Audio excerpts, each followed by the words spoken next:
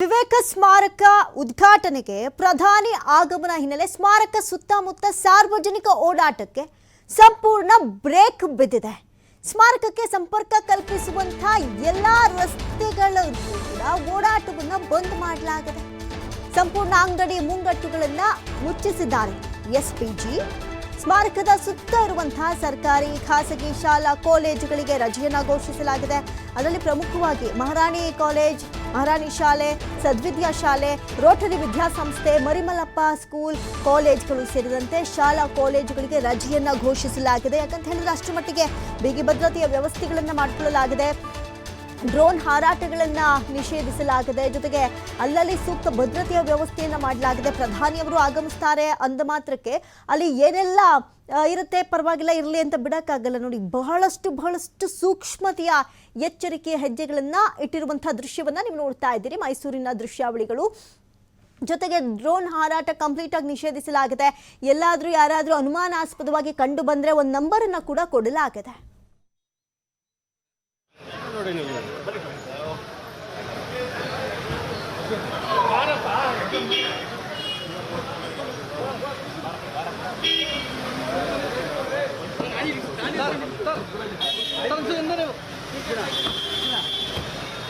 ಅವರು ಕೂಡ ಮೈಸೂರಿಗೆ ಆಗಮಿಸಿರುವಂತಹ ಎಕ್ಸ್ಕ್ಲೂಸಿವ್ ವಿಜುವಲ್ಸ್ಗಳನ್ನ TV5 ಸ್ಕ್ರೀನ್ ಮೇಲೆ ನೋಡ್ತಾ ಇದ್ದೀರಿ.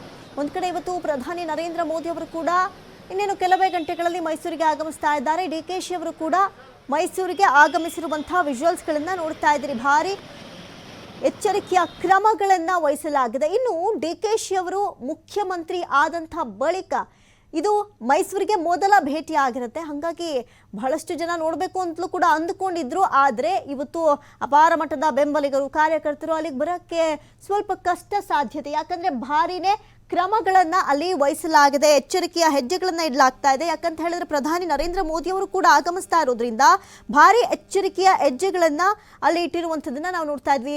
ಬಾಂಬ್ ನಿಷ್ಕ್ರಿಯ ದಳ ಬಂದು ಅಲ್ಲೆಲ್ಲವನ್ನ ಕೂಡ ಕಂಪ್ಲೀಟ್ ಆಗಿ ನೋಡುವಂಥದ್ದು, ಜೊತೆಗೆ ಶ್ವಾನ ದಳ ಪರಿಶೀಲನೆ ಎಲ್ಲವೂ ಕೂಡ ಅಲ್ಲಿ ನಡೀತಾ ಇದೆ. ಗಮನಿಸಬಹುದು ಎಷ್ಟರ ಮಟ್ಟಿಗೆ ಅಲ್ಲಿ ಭದ್ರತೆಗಳಿದೆ ಅನ್ನೋದನ್ನ. ಮೈಸೂರಿಗೆ ಶುಭ ಮುಹೂರ್ತ, ಶುಭ ಗಳಿಗೆ ಬಂದಿದೆ. ನಮ್ಮ ಮುನ್ನುಡಿಯಂತೆ ಗಂಗಾ ಮಾತೆ, ಕಾವೇರಿ ಸಂತುಷ್ಟವಾಗಿ ಕಬಿನಿ ಭರ್ತಿ ಆಗ್ತಾ ಇದೆ ಅಂತ ಹೇಳಿ ನನಗೆ ನಮ್ಮೆಲ್ಲ ಅಧಿಕಾರಿಗಳು ತಿಳಿಸಿದ್ದಾರೆ. ಪ್ರಕೃತಿ ಯಾವತ್ತೂ ಕೂಡ ಯಾರ ಸೊತ್ತಲ್ಲ. ಪ್ರಕೃತಿ ನಿಯಮದಂತೆ ನಾವೆಲ್ಲ ಬದುಕ್ತಾ ಇದ್ದೇವೆ. ತಮಿಳುನಾಡಿಗೆ ಏನು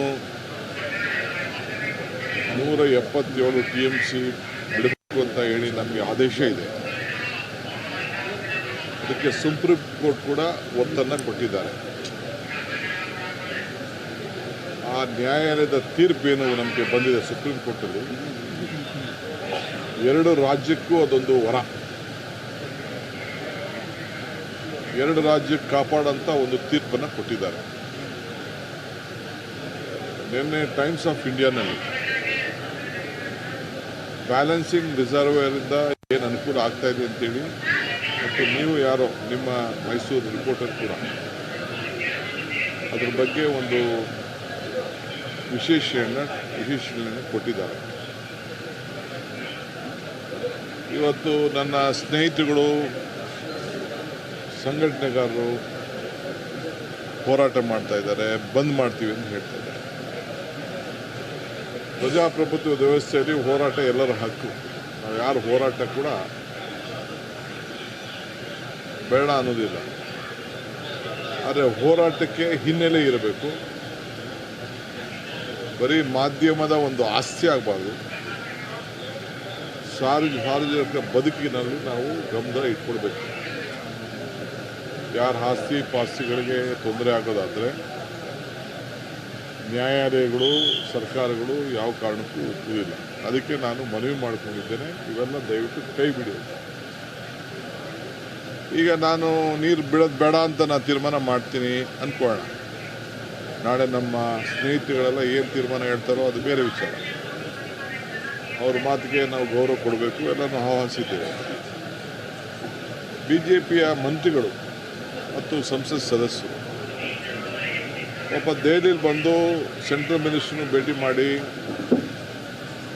ಅವತ್ತಿನ ಪರಿಸ್ಥಿತಿಗೆ ಯಾವ ರೀತಿ ತೊಂದರೆ ಇತ್ತು ಅನ್ನೋದನ್ನು ಪಾಪ ಅವರು ಕೂಡ ಸಹಕಾರ ಕೊಟ್ಟಿದ್ದಾರೆ. ಪ್ರಹ್ಲಾದ್ ಜೋಶಿ ಅವರ ಮುಖಂಡತ್ವದಲ್ಲಿ ನಾನು ಶೆಟ್ಟರ್ ಅವ್ರಿಗೆ, ಬೊಮ್ಮಾಯಿಯವ್ರಿಗೆ, ಸಿದ್ದರಾಮಯ್ಯನವ್ರಿಗೆ ಎಲ್ಲರೂ ಕೂಡ ನಾನು ಏನು ವಾಸ್ತವಾಂಶ ಏನಿದೆ ಅಂತ ನಾನು ತಿಳಿಸಿದ್ದೇನೆ.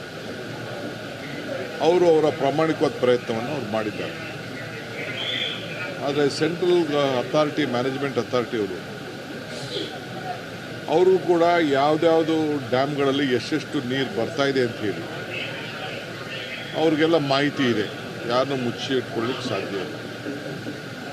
ನಿಮಗೆ ಬೇರೆ ಸಂದರ್ಭಕ್ಕೂ ಈಗ ಕೊಟ್ಟಿರೋದು ನಿಮ್ಗೆ ಅರ್ಧನೂ ಕೊಟ್ಟಿಲ್ಲ ಅಂಥೇಳಿ ಅವರು ನಮ್ಮ ಅಥಾರಿಟಿಲಿ ನಮ್ಮ ಅಪ್ಲಿಕೇಶನ್ ಬಿಡುಗಡೆ ಯತೀಂದ್ರಾಗಲಿ ಸಂಘಟನೆಗಾರರಾಗಲಿ ಇವೆಲ್ಲ ಹೇಳಿದ್ರೆ ನೀರನ್ನ ಹಿಡ್ಕೊಳಕ್ಕೆ ನಮ್ಮ ಕೈಲಿ ಆಗೋದಿಲ್ಲ. 1 ಗಂಟೆ 1.5 ಗಂಟೆಯಲ್ಲೋ ತುಂಬ್ತಾ ಇದೆ ಅಂತೇಳಿ ನನಗೆ ವರದಿ ಬಂದಿದೆ. ಇಡ್ಲಿಕ್ಕೆ ಸಾಧ್ಯನೇ? ಹೋರಾಟಗಾರರು ಹೋಗಲ್ಲ ಮಲಗ್ಲಿಕ್ಕೆ ಸಾಧ್ಯನೇ? ಹಂಗಂತ ನೀರು ಬಿಡುವುದಿಲ್ಲ ಅಂತೇಳಿ ದಯವಿಟ್ಟು ಹೋರಾಟಗಾರರು ಯಾರು ಹೋಗಬಾರ್ದು, ಅಲ್ಲಿ ನೀರನ್ನ ಹಿಡ್ಕೊಳ್ಳೋಕ್ಕೂ ಪ್ರಯತ್ನ ಪಡಬಾರ್ದು. ನೀರು ಇಟ್ಕೊಂಡ್ರೆ ನಾವೆಲ್ಲ ಕೊಚ್ಚೊಂಟೋಗ್ತೀವಿ. ನ್ಯಾಯಾಲಯಕ್ಕೂ ಗೌರವ ಕೊಡಬೇಕು, ರೈತರನ್ನು ಬದುಕಿಸಬೇಕು. ಈ ರಾಜ್ಯದ ರೈತರ ಹಿತ ಕಾಪಾಡಲು ನಮ್ಮ ಬಂಗಾರಪ್ಪನವ್ರ ಕಾಲದಿಂದ, SM ಕೃಷ್ಣವ್ರ ಕಾಲ, ಸಿದ್ದರಾಮಯ್ಯನವ್ರ ಕಾಲ ಮತ್ತು ದೇವೇಗೌಡರು ಕಾಲದಿಂದ ಹಿಡಿದು BJP ಸರ್ಕಾರದಾಗ ಇಂಥ ಸಂಕಟದಲ್ಲಿ ಅವರು ಅನೇಕ ತೀರ್ಮಾನಗಳನ್ನು ರಾಜ್ಯದ ತೆಗೆದುಕೊಂಡಿದ್ದಾರೆ. ನಾನು ಅವ್ರು ಮಾಡಿದ ಸರಿ ಇಲ್ಲ, ನಾವು ಮಾತ್ರ ಮಾಡಿದ ಸರಿ ಅಂತ ನಾನು ಹೇಳಲಿಕ್ಕೆ ನಾನು ತಯಾರಿಲ್ಲ. ಬಟ್ ಒಂದು ನಮಗೊಂದು ದೊಡ್ಡ ಜಯ ಸುಪ್ರೀಂ ಕೋರ್ಟ್ ಕೊಟ್ಟಿದೆ. ಆ ಸುಪ್ರೀಂ ಕೋರ್ಟ್ ಕೊಟ್ಟಂಥ ಜಯದ ಹಿನ್ನೆಲೆಯಲ್ಲಿ ಮತ್ತು ಕೇಂದ್ರ ಸರ್ಕಾರ ಪಾರ್ಲಿಮೆಂಟಲ್ಲಿ ಉತ್ತರ ಕೊಡುವಂಥ ಸಂದರ್ಭದಲ್ಲಿ ಕರ್ನಾಟಕಕ್ಕೆ ಮೇಕೆದಾಟು ಅನಿವಾರ್ಯತೆ ಏನಿದೆ, ಕಾನೂನು ಚೌಕಟ್ಟು ಏನಿದೆ, ಅವರ ಡ್ಯಾಮನ್ನು ಅವರ ಜಾಗದಲ್ಲಿ ಕಟ್ಕೊಳ್ಳಿಕ್ಕೆ ಕಾನೂನಲ್ಲಿ ಏನು ರೂಪಗೊಂಡಿದೆ ಅನ್ನೋದನ್ನು ಕೂಡ ಭಾಳ ಚೆನ್ನಾಗಿ ಉತ್ತರವನ್ನು ಕೊಟ್ಟಿದ್ದಾರೆ. ನಾನು BJPಯವರು ಅವ್ರ ರಾಜಕಾರಣಕ್ಕೆ ಬಂದು ಪಾಪ ಅವರು ಪ್ರಯತ್ನ ಮಾಡ್ತಾ ಇರ್ಬೋದು. ಕುಮಾರಸ್ವಾಮಿಯವರ ಸ್ಟೇಟ್ಮೆಂಟ್ ಕೂಡ ನಾನು ಗಮನಿಸಿದ್ದೇನೆ.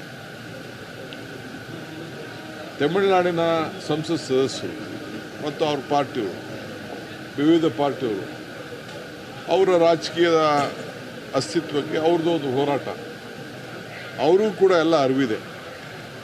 ಅವರೇ ಒಂದು ಕಾಲದಲ್ಲಿ ನಿಮ್ಮ ರಾಜ್ಯದ ಸುಪತ್ನಲ್ಲಿ ನೀವು ಕಟ್ಕೊಳ್ಳೋಕ್ಕೆ ನಮ್ಮದೇನು ತೊಂದರೆ ಇಲ್ಲ ಅಂತೇಳಿ ಒಂದು ಕಾಲದಲ್ಲಿ ಕೆಲವು ಹೇಳಿಕೆ, ಅಫಿಡವಿಟ್ಗಳು ಕೂಡ ಕೊಟ್ಟಿದ್ದೆಲ್ಲ ದಾಖಲೆ ಇವತ್ತು ಉಳ್ಕೊಂಡಿದೆ. ಇವೆಲ್ಲ ಹಿನ್ನೆಲೆಯಲ್ಲಿ ಒಂದು ಸುಪ್ರೀಂ ಕೋರ್ಟು ತೀರ್ಮಾನ ಮಾಡಿದೆ. ಅದರಿಂದ ನಾನು ಎಲ್ಲ ಹೋರಾಟಗಾರರಿಗೂ ನಮ್ರತೆಯಿಂದ ಸರ್ಕಾರದ ಪರವಾಗಿ ಮನವಿ ಮಾಡ್ಕೊಳ್ತಾ ಇದ್ದೇನೆ. ಮಾಧ್ಯಮ ನಿಮಗೆ ಪ್ರಚಾರ ಕೊಡ್ತಾ ಇದೆ, ಸಾಕು. ಆದರೆ ರಾಜ್ಯದ ಗೌರವನೂ ಕಾಪಾಡಬೇಕಲ್ಲ. ಈ ರಾಜ್ಯದಲ್ಲಿ ಎಲ್ಲ ಜನರು ಕೂಡ ಬದುಕ್ತಾ ಇದ್ದಾರೆ. ನಾವೆಲ್ಲರೂ ಕೂಡ ಭಾಳ ಸಂತೋಷದಿಂದ ಸ್ವೀಕಾರ ಮಾಡ್ತಾ ಇದ್ದೇವೆ. ಇವತ್ತು ಕಾನೂನು ಚೌಕಟ್ಟಿಗೆ ಏನೂ ತೊಂದರೆ ಆಗಬಾರ್ದು, ಜನರ ಬದುಕಿಗೆ ಏನೂ ತೊಂದರೆ ಆಗಬಾರ್ದು. ತಮಿಳುನಾಡಿಗೂ ಏನಾದ್ರು, ನಾವೆಲ್ಲ ಒಂದೇ ದೇಶದವರು. ಈಗ ತುಂಗಭದ್ರಾ ವಿಚಾರ ಬಂದಾಗ ನನ್ನ ಹತ್ರ ಮಾತೇ ಆಡ್ತಿರಲಿಲ್ಲ. ಆದರೆ CR ಪಾಟೀಲ್ ಅವರ ನೇತೃತ್ವದಲ್ಲಿ ನಾವು 3 ಜನ ಮುಖ್ಯಮಂತ್ರಿಗಳು ಸೇರಿ ಚರ್ಚೆ ಮಾಡಿ ಆ ತುಂಗಭದ್ರದಲ್ಲಿ ಬ್ಯಾಲೆನ್ಸಿಂಗ್ ರಿಸರ್ವ್ ಮಾಡಲಿಕ್ಕೆ ನಾವು ಒಪ್ಕೊಂಡಿದ್ದೇವೆ. ಅವರೊಂದು ಸಮಿತಿ ಕೂಡ ರಚನೆ ಮಾಡಲಿಕ್ಕೆ ಆಗ್ತಾಯಿದೆ. ಇದು ನಾನು ಮುಖ್ಯಮಂತ್ರಿ ಆದಮೇಲೆ ಇದೊಂದು ಐತಿಹಾಸಿಕವಾದಂಥ, ರಾಷ್ಟ್ರಕ್ಕೆ ಒಂದು ಮಾದರಿಯಾದಂಥ ಒಂದು ಹೆಜ್ಜೆ. ಸೊ ಇಲ್ಲೂ ಕೂಡ ತಮಿಳುನಾಡು ಮುಖ್ಯಮಂತ್ರಿ ಬರ್ತೀನಿ ಅಂತೇಳಿ ನನಗೆ ಮಾತಾಡಿದರು. ನಾನು ಒಪ್ಕೊಂಡಿದ್ದೆ 3ನೇ ತಾರೀಕು. ಆದರೆ ಸಂಘಟನೆಗಳು ಮತ್ತೊಂದು ಗಲಾಟೆ ಇವೆಲ್ಲ ಸೌಹಾರ್ದತೆಯಲ್ಲಿ ನಡಿಬೇಕು, ಮಾತುಕತೆ ಶಾಂತಿ ವಾತಾವರಣ ನಡಿಬೇಕು. ಈಗ ನಮ್ಮ ಪರಿಸ್ಥಿತಿ ಅವ್ರಿಗೂ ಅರಿವಿದೆ, ಅವರ ಪರಿಸ್ಥಿತಿ ನಮಗೂ ಅರಿವಿದೆ. ಸೊ ಅದಕ್ಕೆ